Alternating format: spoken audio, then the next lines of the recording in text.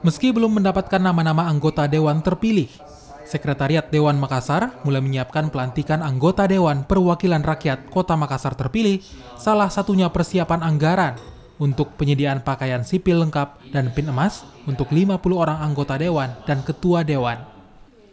Hal ini disampaikan oleh PLT Sekwan DPRD Makassar, Andi Bukti Jufri.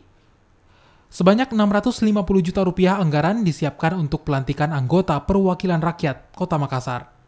Kalau untuk persiapannya anggaran kita sudah siap, sementara dalam proses lelang. Termasuk jas, pin, emas, itu kita sudah siapkan dan anggarannya sudah siap.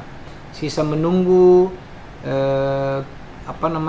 nama-nama yang terpilih, tentu dari hasil KPU. Kalau ketika itu sudah selesai, sudah ada nama, maka kita akan hubungi seluruh anggota dewan, calon anggota dewan yang terhormat.